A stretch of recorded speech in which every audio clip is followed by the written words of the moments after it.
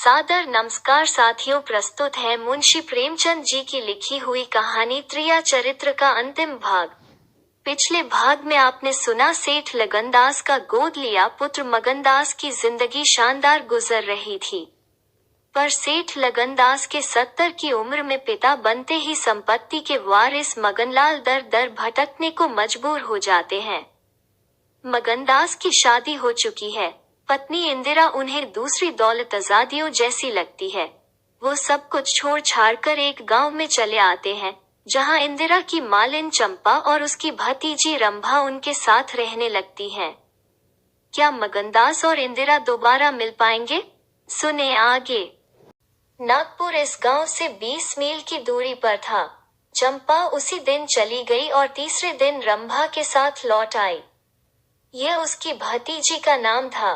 उसके आने से झोपड़े में जान सी पड़ गई। मगनदास के दिमाग में मालिन की लड़की की जो तस्वीर थी, उसका रंभा से कोई मेल न था। वो सौंदर्य नाम की चीज का अनुभवी जौहरी था, मगर ऐसी सूरत जिस पर जवानी की ऐसी मस्ती और दिल का चैन छीन लेने वाला ऐसा आकर्षण हो, उसने पहले कभी नहीं देखा था। उसकी जवानी का चांद अपनी सुनहरी और गंभीर शान के साथ चमक रहा था। सुबह का वक्त था। मगनदास दरवाजे पर पड़ा ठंडी ठंडी हवा का मजा उठा रहा था। रंभा सिर पर घड़ा रखे पानी भरने को निकली। मगनदास ने उसे देखा और एक लंबी सांस खींचकर उठ बैठा।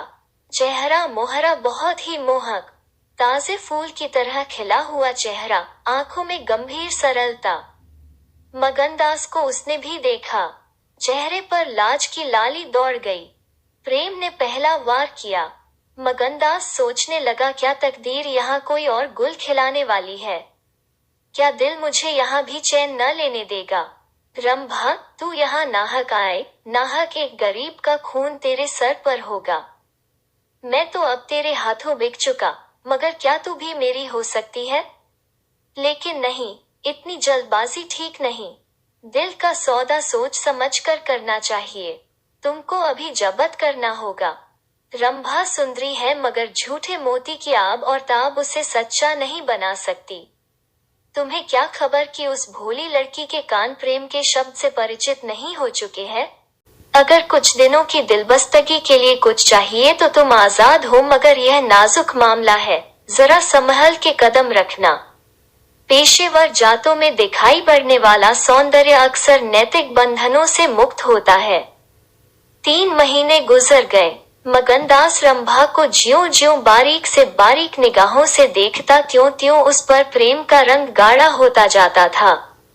वो रोज उसे कुएं से पानी निकालते देखता, वो रोज घर में झाड़ू देती, रोज खाना पकाती। मगनदास को उन ज्वार की रोटियां में जो मजा आता था, वो अच्छे से अच्छे व्यंजनों में भी न आया था। उसे अपनी कोठरी हमेशा साफ सुथरी मिलती। न जाने कौन उसका बिस्तर बिछा देता। क्या यह रंभा की कृपा थी? उसकी निगाहें शर्मीली थी। उसने उसे कभी अपनी तरफ चंचल आंखों से ताकते नहीं देखा। आवाज कैसी मीठी, उसकी हंसी की आवाज कभी उसके कान में नहीं आई।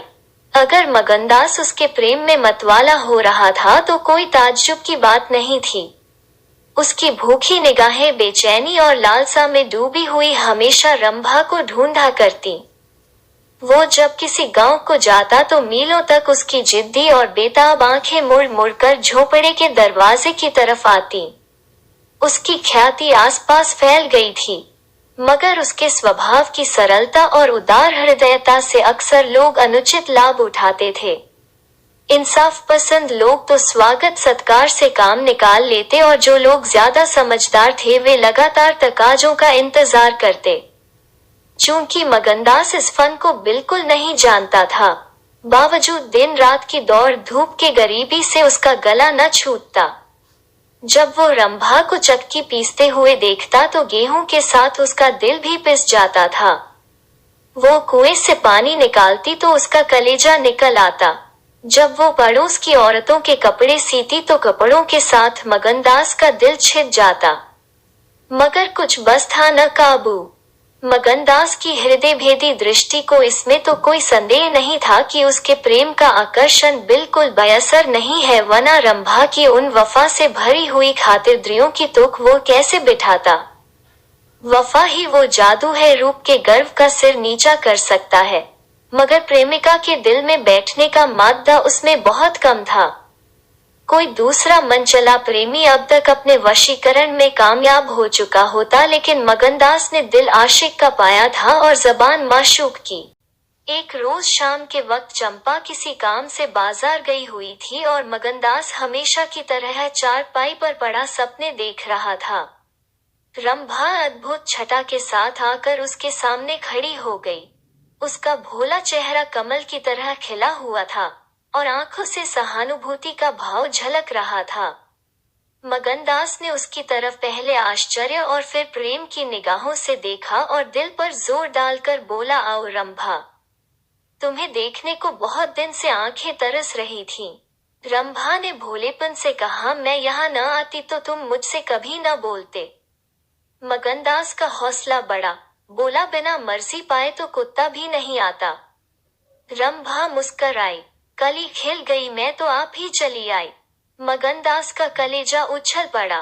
उसने हिम्मत करके रंभा का हाथ पकड़ लिया और भावावेश से कांपती हुई आवाज में बोला, नहीं रंभा, ऐसा नहीं है, यह मेरी महीनों की तपस्या का फल है।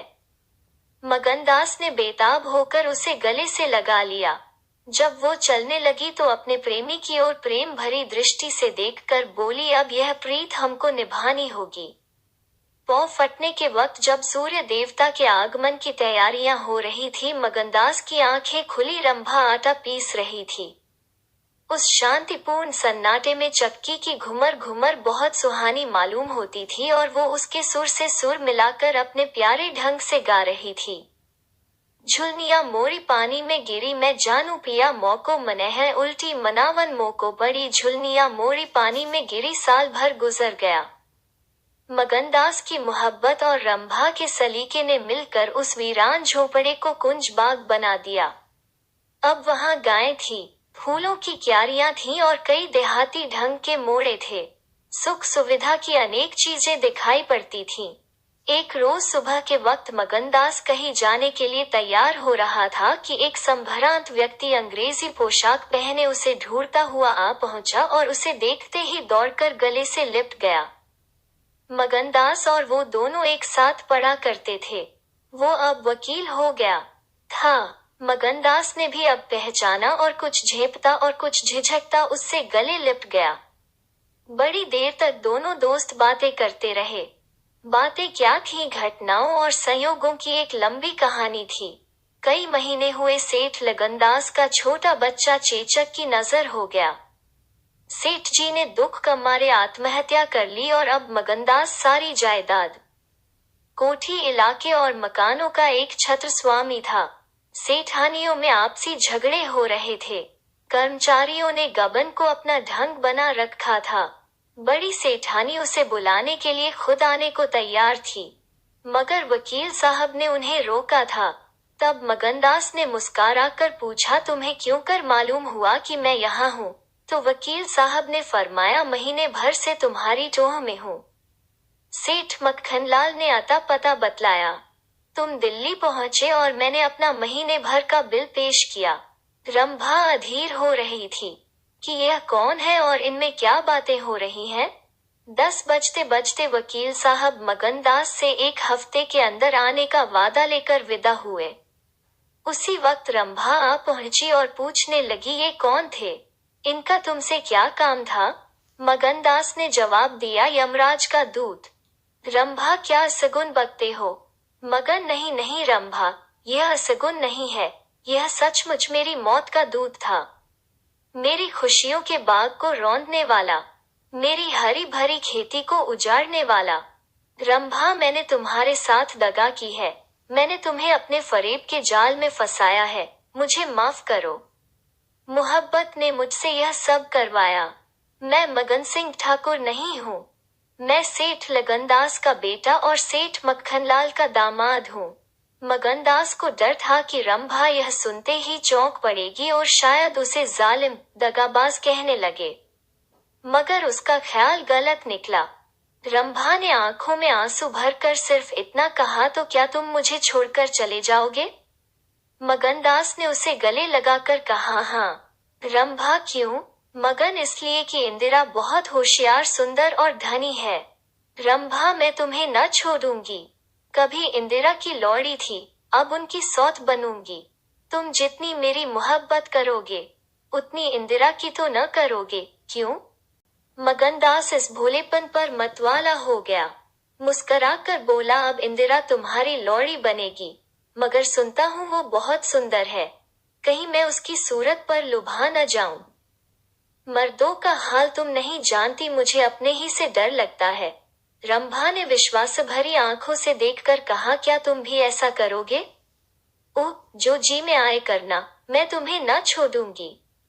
इंदिरा रानी बने, मैं लौड़ी होंगी, क्या इतने पर भी मुझे छोड़ दोगे? मगनदास की आंखें डब्बा गईं। बोला, प्यारी, मैंने फैसला कर लिया है कि दिल्ली न जाऊंगा। यह तो मैं कह ही न पाया कि सेठ जी का स्वर्गवास हो गया। बच्चा उनसे पहले ही चल बसा था। अफसोस सेठ जी के आखिरी दर्शन भी न कर सका। अपना बाप भी इतनी मोहब्बत नहीं कर सकता। उन्होंने मुझे अपना वारिस बनाया है। वकील साहब कहते थे कि सेठानियों में अनबन है, नौकर चाकर लूट मार मचा रहे हैं। वहां का यह हाल है और मेरा दिल वहां जाने पर राजी नहीं होता। दिल तो यहाँ है, वहां कौन जाए? रंभा जरा देर तक सोचती रही, फिर बोली, तो मैं तुम्हें छोड़ दूंगी। इतने दिन तुम्हारे साथ रही, जिंदगी का सुख लूटा, अब जब तक जीऊंगी इस सुख का ध्यान करती रहूंगी। मगर तुम मुझे भूल तो न जाओगे? साल में एक बार देख लिया करना, इसी झोपड़े में आकर। मगनदास ने बहुत रोका मगर आंसू न रुक सके। बोले, रंभा, ऐसी बातें न करो, कलेजा बैठा जाता है। मैं तुम्हें छोड़ नहीं सकता। इसलिए नहीं कि तुम्हारे ऊपर कोई एहसान है, तुम्हारी खातिर नहीं, अपनी खातिर। वो शांति, वो प्रेम, वो आनंद जो मुझे यहाँ मिलता है और कहीं नहीं मिल सकता। खुशी के साथ जिंदगी बसर हो, यही मनुष्य के जीवन का लक्ष्य है। मुझे ईश्वर ने यह खुशी यहाँ दे रखी है, तो मैं उसे क्यों छोड़ूं? धन दौलत को मेरा सलाम है, मुझे उसकी हवस नहीं है। रंभा फिर गंभीर स्वर में बोली, मैं तुम्हारे पांव की बेड़ी न बनूंगी। चाहे तुम अभी मुझे न छोड़ो, लेकिन थोड़े दिनों में तुम्हारी यह मोहब्बत न रहेगी।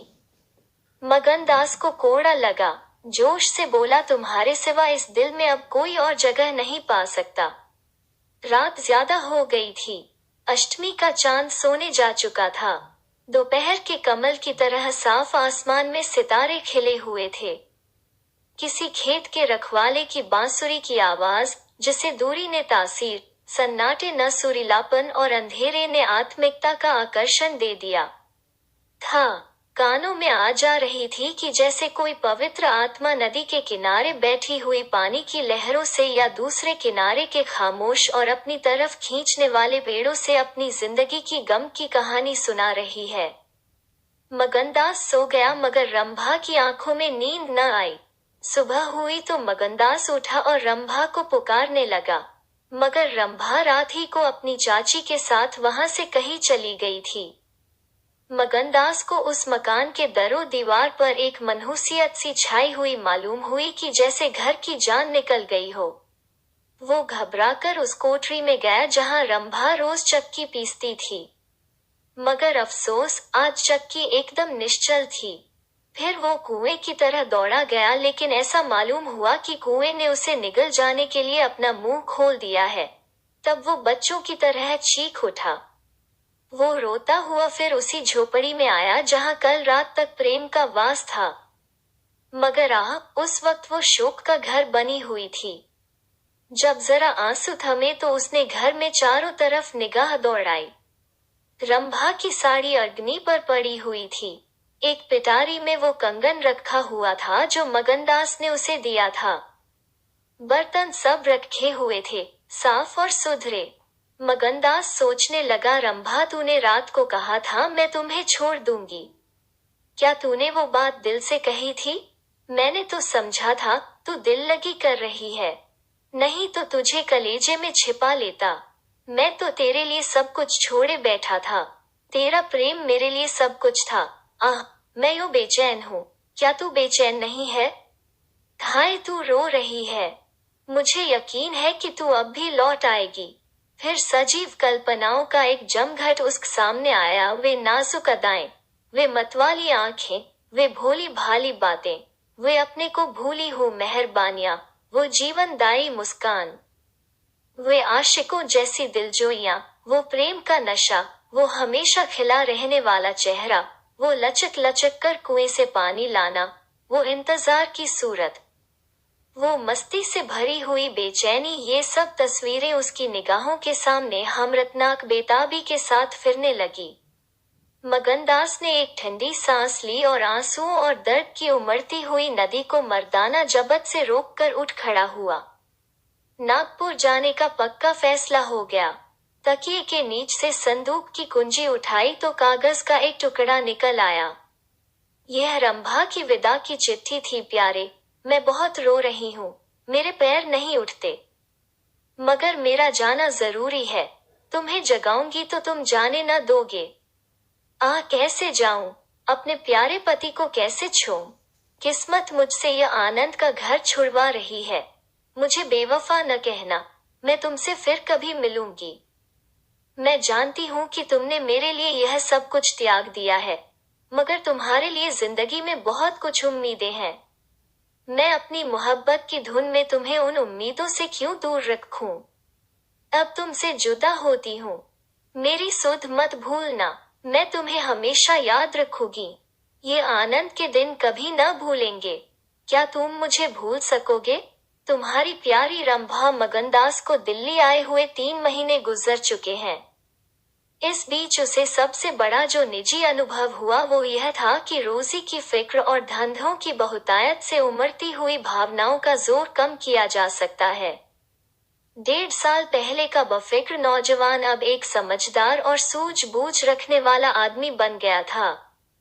सागर घाट के उन कुछ दिनों से उसे रियाया की इन तकलीफों का निजी ज्ञान हो गया था जो कारिंदों और मुख्तारों की सख्तियों की बदौलत उन्हें उठानी पड़ती है। उसने उसे रियासत के इंतजाम में बहुत मदद दी और गो कर्मचारी दबी जबान से उसकी शिकायत करते थे और अपनी किस्मत और जमाने के उलट फेर को कोसते थे, मगर रियाया खुश थी। हाँ, जब वो सब धंधों से फुर्सत पाता तो एक भोली भाली सूरत वाली लड़की उसके ख्याल के पहलू में आ बैठती और थोड़ी देर के लिए सागर घाट का वो हरा भरा झोपड़ा और उसकी मस्तियां आंखों के सामने आ जाती। सारी बातें एक सुहाने सपने की तरह याद आड़ा कर उसके दिल को मसोसने लगती, लेकिन कभी कभी खुद ब खुद उसका ख्याल इंदिरा की तरफ भी जा पहुंचता। गो उसके दिल में रंभा की वही जगह थी, मगर किसी तरह उसमें इंदिरा के लिए भी एक कोना निकल आया था। जिन हालातों और आफतों ने उसे इंदिरा से बेजार कर दिया था वो अब रुखसत हो गई थी। अब उसे इंदिरा से कुछ हमदर्दी हो गई। अगर उसके मिजाज में घमंड है, हुकूमत है, तकल्लुफ है, शान है, तो यह उसका कसूर नहीं, यह रईसजादों की आम कमजोरियां हैं। यही उनकी शिक्षा है। वे बिल्कुल बेबस और मजबूर हैं। इन बदलते हुए और संतुलित भावों के साथ जहां वो बेचैनी के साथ रंभा की याद को ताज़ा किया करता था, वहां इंदिरा का स्वागत करने और उसे अपने दिल में जगह देने के लिए तैयार था। वो दिन दूर नहीं था जब उसे उस आजमाइश का सामना करना पड़ेगा। उसके कई आत्मीय अमीराना शान शौकत के साथ इंदिरा को विदा कराने के लिए नागपुर गए हुए थे। मगनदास की तबीयत आज तरह तरह के भावों के कारण, जिनमें प्रतीक्षा और मिलन की उत्कंठा विशेष थी, उचाट सी हो रही थी। जब कोई नौकर आता तो वह संभल बैठता कि शायद इंदिरा आ पहुंची। आखिर शाम के वक्त जब दिन और रात गले मिले रहे थे, जनान खाने में जोर शोर से गाने की आवाजों ने बहू के पहुंचने की सूचना दी। सुहाग की सुहानी रात थी। 10 बज गए थे। खुले हुए हवादार सहन में चांदनी छिटकी हुई थी। वो चांदनी जिसमें नशा है, आरजू है और खिंचाव है। गमलों में खिले हुए गुलाब और चंपा के फूल चांद की सुनहरी रोशनी में ज्यादा गंभीर और खामोश नजर आते थे। मगनदास इंदिरा से मिलने के लिए चला। उसके दिल से लालसाएं जरूर थी मगर एक पीड़ा भी थी। दर्शन की उत्कंठा थी मगर प्यास से खोली। मोहब्बत नहीं, प्राणों का खिंचाव था जो उसे खींचे लिए जाता था। उसके दिल में बैठी हुई रंभा शायद बार बार बाहर निकलने की कोशिश कर रही थी, इसीलिए दिल में धड़कन हो रही थी। वो सोने के कमरे के दरवाजे पर पहुंचा। रेशमी पर्दा पड़ा हुआ था। उसने पर्दा उठा दिया। अंदर एक औरत सफेद साड़ी पहने खड़ी थी। हाथ में चंद खूबसूरत चूड़ियों के सिवा उसके बदन पर एक जेवर भी न था। ज्यों ही पर्दा उठा और मगनदास ने अंदर कदम रखा, वो मुस्कराती हुई उसकी तरफ बढ़ी। मगनदास ने उसे देखा और चकित होकर बोला रंभा, और दोनों प्रेमावेश से लिप्ट गए। दिल में बैठी हुई रंभा बाहर निकल आई थी। साल भर गुजरने के बाद एक दिन इंदिरा ने अपने पति से कहा, क्या रंभा को बिल्कुल भूल गए? कैसे बेवफा हो, कुछ याद है? उसने चलते वक्त तुमसे क्या विनती की थी? मगनदास ने कहा, खूब याद है। वो आवाज भी कानों में गूंज रही है। मैं रंभा को भोली भाली लड़की समझता था। यह नहीं जानता था कि यह त्रिया चरित्र का जादू है। मैं अपनी रंभा को अब भी इंदिरा से ज्यादा प्यार करता हूँ। तुम्हें डाह तो नहीं होती? इंदिरा ने हंसकर जवाब दिया, डाह क्यों हो?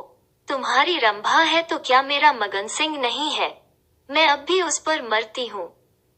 दूसरे दिन दोनों दिल्ली से एक राष्ट्रीय समारोह में शरीक होने का बहाना करके रवाना हो गए और सागर घाट जा पहुँचे। वो झोपड़ा, वो मोहब्बत का मंदिर, वो प्रेम भवन फूलों और हरियाली से लहरा रहा था। चंपा मालिन उन्हें वहां मिली। गांव के जमींदार उनसे मिलने के लिए आए। कई दिन तक फिर मगन सिंह को घोड़े निकालने पड़े। रंभा कुएं से पानी लाती, खाना पकाती, फिर चक्की पीसती और गाती। गांव की औरतें फिर उससे अपने कुर्ते और बच्चों की लेसदार टोपियां सिलवाती हैं। हाँ, इतना जरूर कहती हैं कि उसका रंग कैसा निखर आया है, हाथ पांव कैसे मुलायम पड़ गए हैं। किसी बड़े घर की रानी मालूम होती है, मगर स्वभाव वही है, वही मीठी बोली है, वही मुरौवत, वही हंसमुख चेहरा। इस तरह एक हफ्ता इस सरल और पवित्र जीवन का आनंद उठाने के बाद दोनों दिल्ली वापस आए और अब 10 साल गुजरने पर भी साल में एक बार उस झोपड़े के नसीब जागते हैं। वो मोहब्बत की दीवार अभी तक उन दोनों प्रेमियों को अपनी छाया में आराम देने के लिए खड़ी है।